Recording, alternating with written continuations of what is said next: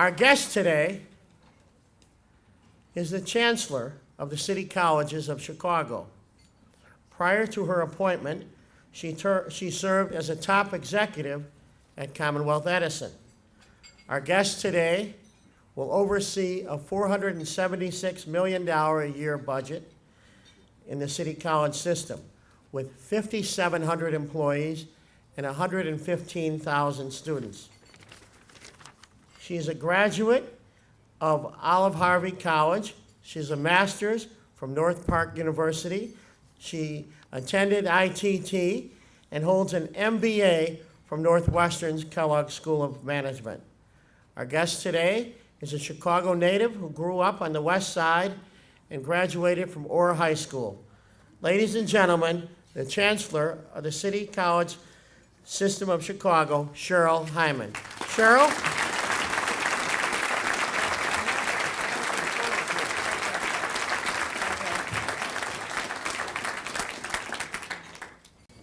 I see you. Thank you, Jay.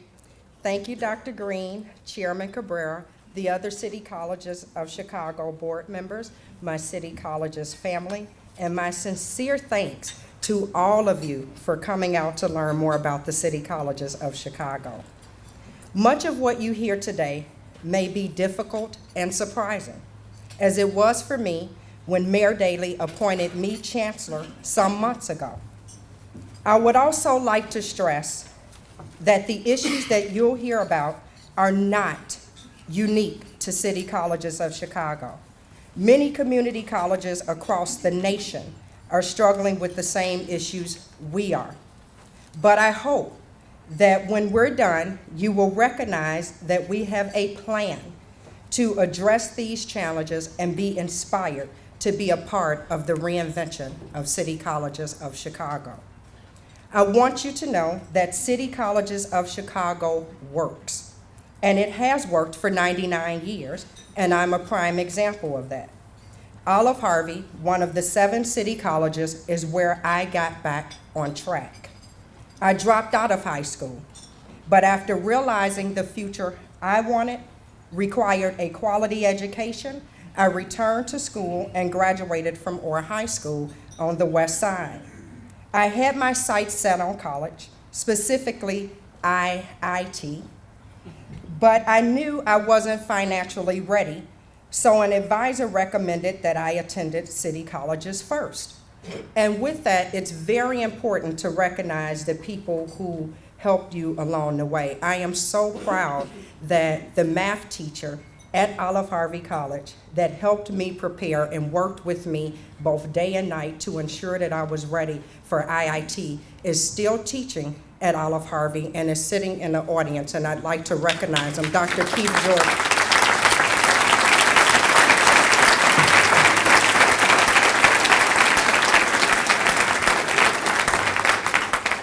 I'd also like to recognize some City Colleges students who have worked with me in the short months that I've been here and trying to ensure that I understood their needs, their desires, and what they wanted to achieve. And I'd like those City Colleges of Chicago students to stand now.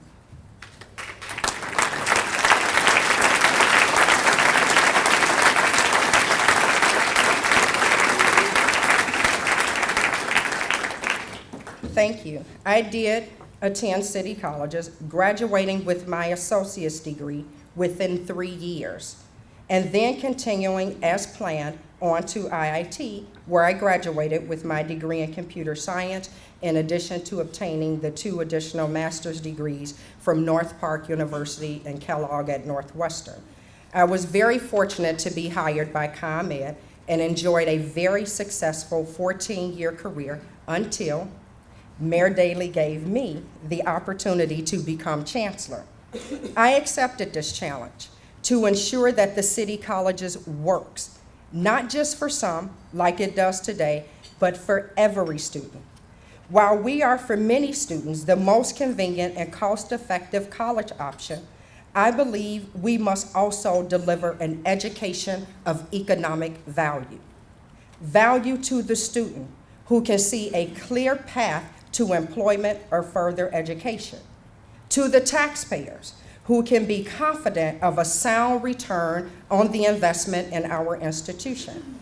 And to the communities and city we serve who need a highly educated workforce more than ever. But the truth is that community colleges across the nation and city colleges are in a silent crisis. When the national conversation turns to economic recovery and the role education plays in it, people mostly refer to our K through 12 systems, which of course has an enormous role to play. However, the battle for the quality of today's and tomorrow's future workforce is taking place right now at community colleges nationwide, including city colleges. And the battle is not something many are aware of. In fact, it has never been more important for our nation and our city to focus on matching our citizens' skills and educational attainment to the future demands of business and society. Nowhere is the need for this match more pronounced than at the post-secondary level, and especially in community colleges, where some still debate if they should prepare students for four-year colleges or serve as a training ground for the workforce. We can't afford to continue to have that debate. We must do both. By 2018, 64% of jobs in Illinois, or 4.4 million, will require some form of post-secondary education. 1.5 million of these jobs will require an associate's degree. More specifically, by 2020, Chicago will need approximately 75,000 more healthcare practitioners than we currently have, and over 1/3 of those positions will be for holders of associate's degrees. Chicago will need almost 18,000 newly educated registered nurses. In computer science, we will need 10,000 new workers with associate's degrees. In transportation, we will need 4,000 new truck drivers to fill the openings that will occur between now and 2020. The likelihood that city colleges will meet our share of these needs and many others looks very unlikely if we continue down the same path we are headed. And later on in this presentation, I will show you the facts about why. What is clear is that the cost of not acting is high. The skill-to-job mismatch, if not addressed, will mean that tens of thousands more residents could miss what is increasingly their only chance of reaching the middle class. If that happens, the economic base of our region could be undermined. Fortunately, our mayor is acutely aware of this challenge, and our nation's leaders recognize this as well. I recently had the privilege to attend the White House Summit on Community Colleges. I can tell you firsthand that our leaders have also come to recognize the important role that community colleges play in meeting this demand. They also recognize the potential high return on investment which community colleges can deliver for students, employees, and communities. Community colleges have not been the primary focus of educational reform. Now that we are being relied upon to meet the needs of the 21st century economy, it is clear that many of us are not prepared to meet this need. Lawmakers are pressing for greater accountability and a greater focus on completion at community colleges, an opportunity we at City Colleges of Chicago embrace. But bringing about major change in an institution of our size with our long history is not for the faint at heart. The City Colleges of Chicago will turn 100 next year. We serve more than 120,000 students, nearly 60,000 at the undergraduate level each year. With a population this large, we have the potential to have a greater impact on undergraduate post-secondary education than any other institution in Illinois. We are here to serve our students' diverse needs. Today, 45% of our students are pursuing an associate's degree. Nearly 2/3 of these students are 3 or less years out of high school and are attending school part-time. 6% of students are working towards a professional credential. 32% are in adult education programs earning a GED, English as a second language or basic literacy. 17% are seeking continuing education for personal enrichment. You can see the diversity of population sizes and the programs we offer at the different colleges on the slide behind me.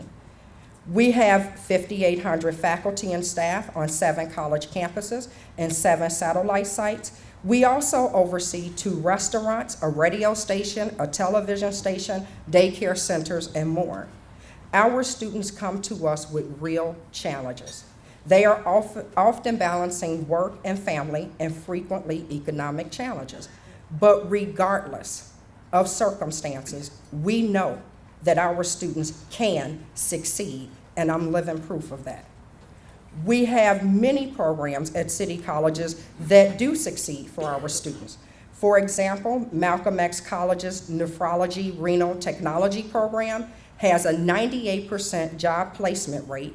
It has had a 100% pass rate on a certification exam for the past 4 years. This example and others are a testament to the hard work of our faculty, staff, and students. However, examples of success here and there are not good enough.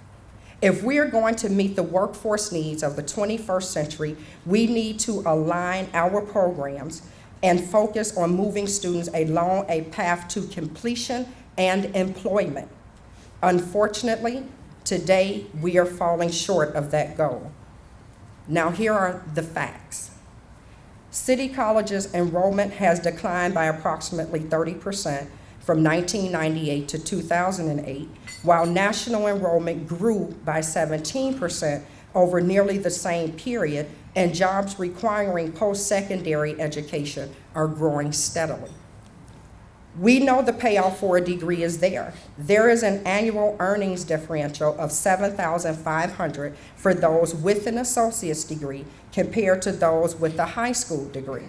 More importantly, in this economy, the unemployment rate is nearly halved for the associate's degree earner versus those with just a high school diploma. We know that more is possible. We can see here that best-in-class institutions do 6 times better than city colleges in graduation rates. Who are these institutions that we compared ourselves to? I'm glad you asked. We compared ourselves to community colleges around the country with similar size, similar degree offerings, and similar racial and ethnic demographics. We included many schools that are urban and whose students have high financial aid needs exactly like us, as well as those that are suburban and may have fewer financial aid needs. Our conclusion, I'm glad you asked. While our students may have greater challenges, we should aspire to the absolute best for them, regardless of external circumstances. And if we need more resources to get there, then we'll fight for them. But right now at city colleges, we struggle. On average, only 7% of students who are first-time, full-time, that come for a credential earn it within 3 years like I did. And if you look at all students, including part-time, we only get a 1% increase, and we are at 8%. Now, some will argue that it's unfair to only look at graduation rates at community colleges, and we should consider those that come to us and transfer to a 4-year institution prior to community college's graduation. We agree.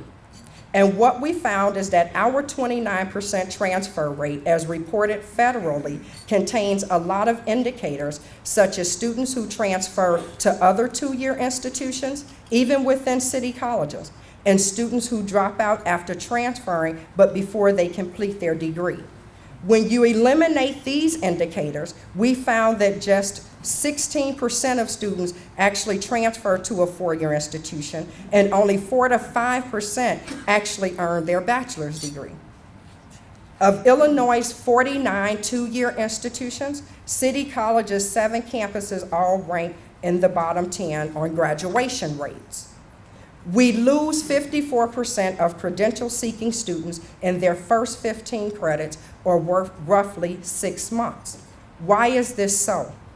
Among the factors we think contribute to our graduation and completion challenges are a sky-high student-to-advisor ratio, insufficient wraparound services, including the availability of childcare, and an unclear value proposition to students.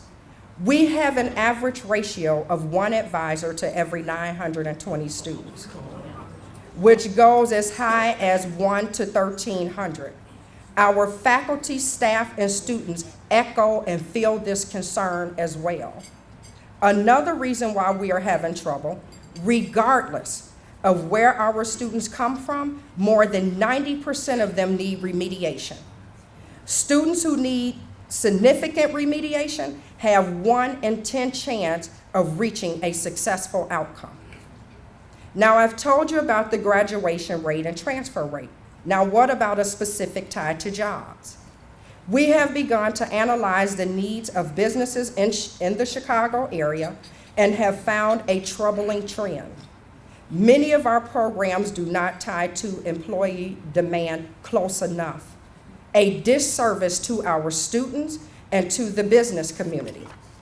If you look at the areas where well-paying jobs are really growing, you see some usual suspects. Information technology is one, business is another. Let's take business. We see that both job growth on the y-axis and earnings potential on the y-axis, job growth on the x-axis, are both high. And yet we had only 508 students starting in the program in 2007. Now, if all 508 students graduated, city colleges would be contributing to the economy along with other business schools. But the chance of that is slim, and information technology is the same story. We need to understand why more students aren't choosing these programs, provide the resources to expand them, and ensure that more students complete them. And as I will describe later, we will be doing this kind of analysis for every program at city colleges to ensure we are doing everything we can to provide a clear pathway for every student to succeed. Finally, of the students who come to us for basic education, GED, or English as a second language, those students we want to get on the path to college credit courses. But only 35% meet their stated goals, including only 14% of students who state that they want to obtain a GED actually do so. We must do better for our city, for local businesses who rely on us to provide the base of the workforce, and most importantly, for our students who spend money and time with us hoping to reach their goals. It's not enough to welcome students through our doors, they must thrive here. We are committed to creating an institution that combines both student access with success. I define success very simply. We know we'll have succeeded when we accomplish the following 4 goals. Number 1, increase the number of students earning college credentials of economic value. Number 2, increase the rate of transfer to bachelor's degree programs following city colleges graduation. Number 3, drastically improve outcomes for students requiring remediation. And number 4, increase the number and share of adult education, GED, and ESL students who advance to and succeed in college level courses. Reinvention is a long and sustained process. As you can see in our 2-year timeline, starting with the diagnostic that we've shown you here, to focusing on solution generation, piloting programs, and implementing successful programs over time. Our approach will be fact-based, transparent, and relentlessly focused on implementing the programs that will have the greatest outcomes for our students. This is a topic I will have the privilege of speaking more about sooner in another venue. But let me just say now that transparency and a focus on outcomes are the bedrock of this process. Reinvention is also a collaborative process in which teams led by administrators and made up of faculty, staff, and students representing every college will explore 8 key areas for improvements, will look for solutions both at city colleges and best practice institutions nationwide and will help us implement these solutions across the district. These task forces will do the following: review our program offerings to increase the economic and educational value of student-earned credentials by better aligning our programs with employer needs. Dramatically improve student support, including advising, tutoring, job placement, and transfer support. Address remediation by partnering with Chicago Public Schools and others to identify an approach to quickly move all students into credit programs. Target and support improvements in faculty and staff development programs, including performance goals and evaluation measurements. Bring best practice operational efficiency to the city colleges to improve the return on investment of non-instructional costs and build an investment strategy that better supports student success. Drive significant improvement in city colleges' instructional and student support technology and data integrity. Improve adult continuing education programs so that all students complete their program and successfully transfer to college credit courses. And finally, recommend strategic capital investments to modernize our facilities and ensure we have the resources to prepare students for 21st century careers. The task force work will be guided by external advisory councils made up of leaders from academia, business, civic groups, and foundations, capital planning experts, and the community. I would like to thank the esteemed co-chairs of the external advisory councils, which include the individuals you see listed on the slide behind me. In addition to learning from and taking feedback from our advisory council members, the task forces will research best practices at city colleges and at institutions with national reputations to improve outcomes for our students. It is institutions like these that give me hope.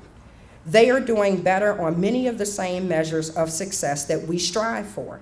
Valencia Community College, for example, leads the nation in the number of associate's degrees awarded and the number of associate's degrees awarded to minorities.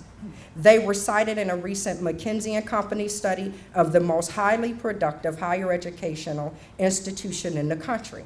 Through reinvention, that's the vision we have for our students and our institution.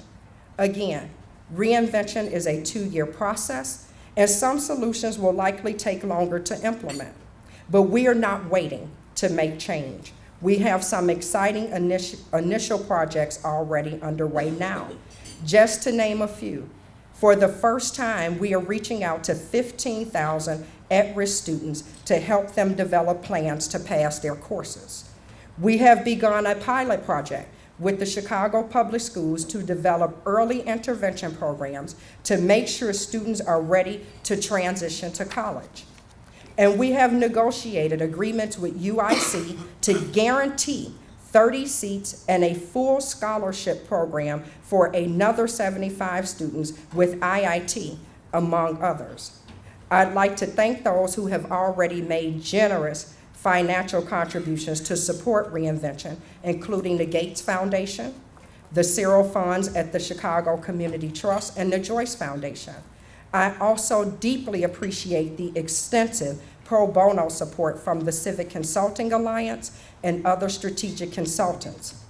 Now, here's what we need from you to help us ensure student success and make the city colleges an economic engine of our great city. First and foremost, hire our students. Join me in investing in those who are working hard to advance students along the path to success. Second, partner with us to help us tailor programs to your workforce needs. If our students are not graduating with the skills you need, make sure we know what training is needed to help your business become successful. Third, weigh in with your ideas and monitor the progress of the reinvention effort online at www.reinventingccc.org, where we will be as transparent as possible about how we are moving towards our vision. Reinvention is our pledge that students will leave our institution college-ready, career-ready, and prepared to pursue their life's goals. Reinvention will put us back on track to build the skilled workforce our economy demands and our city and nation needs.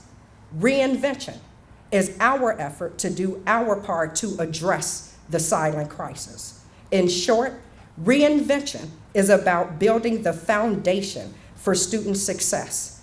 I hope you'll join me to help our students realize their full potential. Thank you.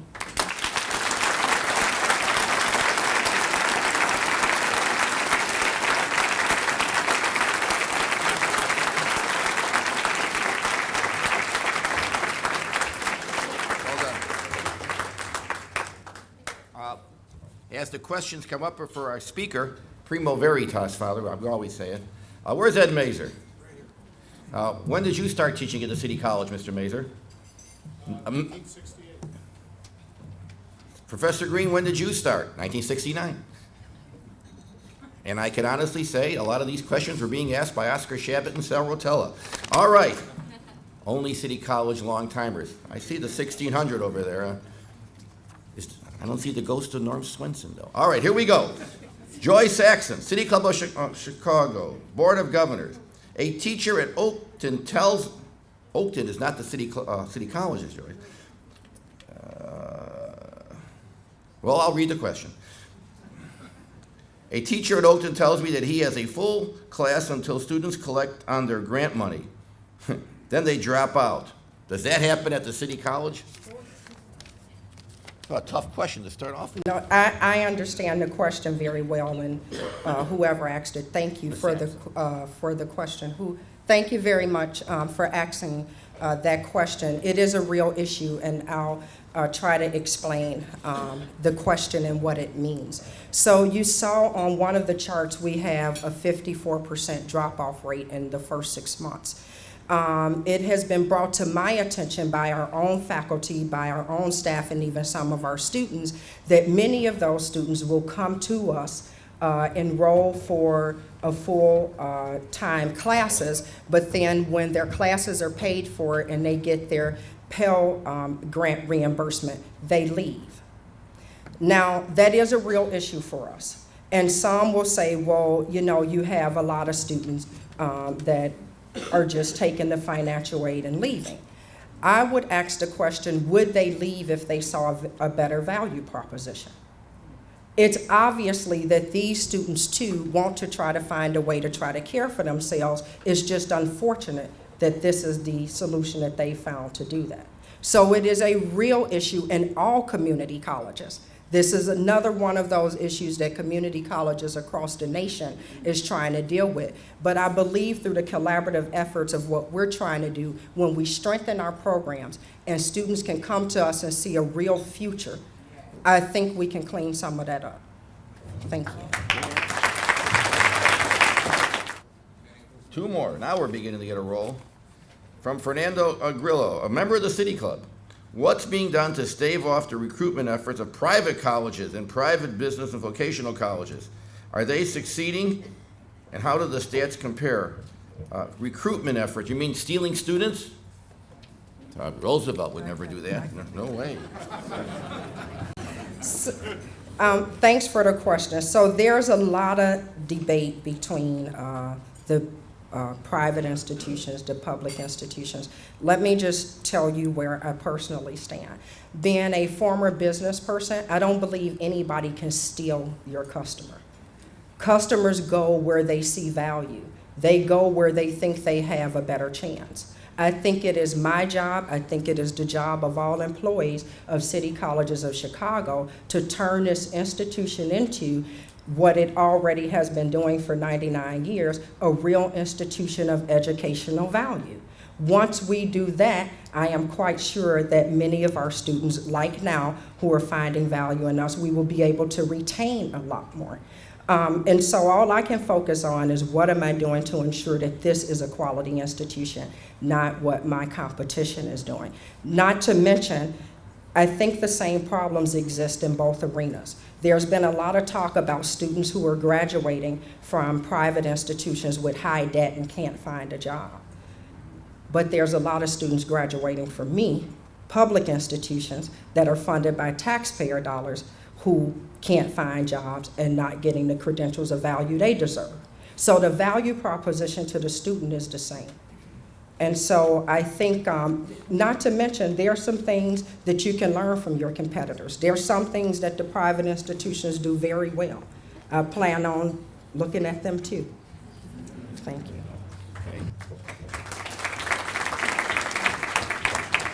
We have a question from City Club member Carlos Ponce, from board member of the CHA. By the way, excellent handwriting. Actually, it's print, helps the eyes. In the past, city college reforms have been blocked by conflict between the chancellor and the city college president. How will this be addressed? In a very kind manner. No, so we've change is hard, right? No matter where you're at, whether you're at ComEd, whether you're at city colleges, the emotions around change is the same. How does this affect me? What are you gonna do? How does this, hurt me? Not to mention, there's a lot of people who have worked very hard over decades in this system, and they've seen the Cheryl Hymans come in and out of their classroom. So to reveal data like this, one may actually assume, are you saying I've did a bad job? No, the economy has changed, times has changed, the world's circumstances has changed. So change is hard, but we've been taking this platform around to the schools, around to our extension sites, talking to many faculty, staff, and students. The one thing that they're excited about is that they're going to be a part of the change. So the chancellor is not just sitting in her office saying, we're going to do this, not all the time. They are a part of that change. And actually, I have all 7 presidents here, if you all could stand. Oh, let's see please.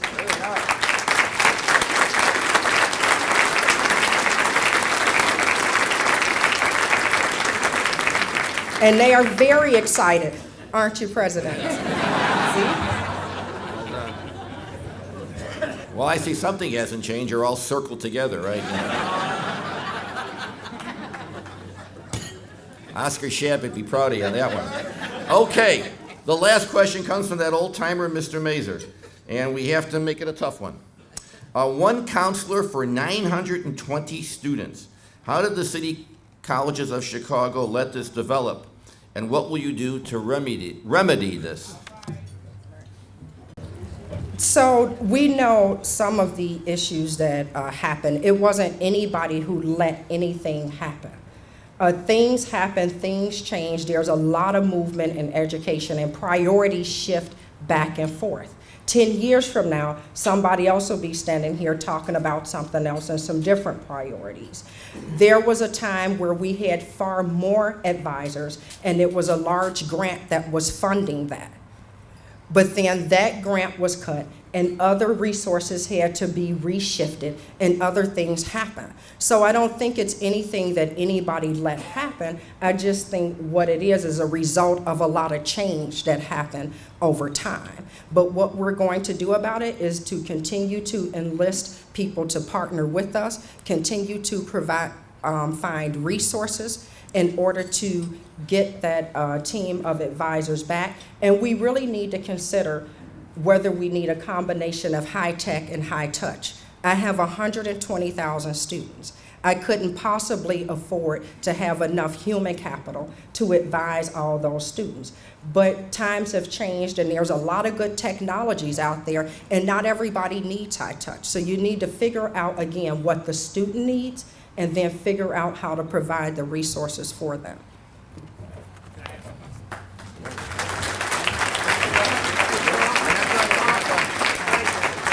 Frank has a question. Well, go right ahead, sir. My boss. Oh, wow. Former boss, step up to the microphone. Great. You shared a statistic that I hadn't seen with all of these kids that need. Right. Repeat the question. He asked about the remediation. What do we do about it? And It's such a large population. So remediation is probably the hottest topic in education right now, because K through 12 across the nation is going through a lot of reform.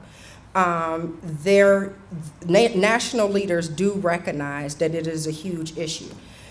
90% of the students that come to us, regardless where they come from, need some form of remediation. We get students from private high schools too, and they also need remediation. So this is a huge issue. There are several things that's happening on the national level, and then some things that we're trying to do here locally. On the national level, one of the things that I'm advocating on the times I do go to Washington is a curriculum alignment. One of the things that I've found is you have students who can just ace the K through 12 curriculum and know it, are very smart students. But then that curriculum may not be the same curriculum that's in college. So you're going to always have a gap that you'll need to close. And there are people at the national level working on that. But then there's a huge population of students who have already graduated but still want to come back and need to come back to school. And what we've did and what we're doing is partnering with CPS, partnering with others to look at how we can assess a student's needs and close the gaps quicker, as opposed to the traditional, some of the more traditional models, whereas if you come to me, you take the math exam, you fail the math exam, now you have to repeat 15 math courses. What about if you only need trigonometry?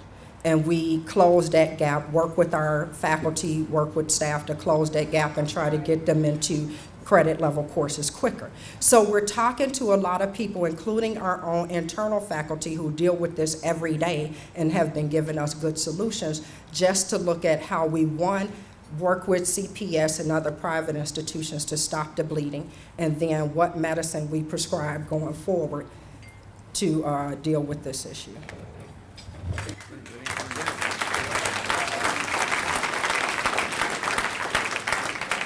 Any other CEO doesn't want to follow the rules and raise their hand? Or, that's called the Clark. That's called the Clark Amendment.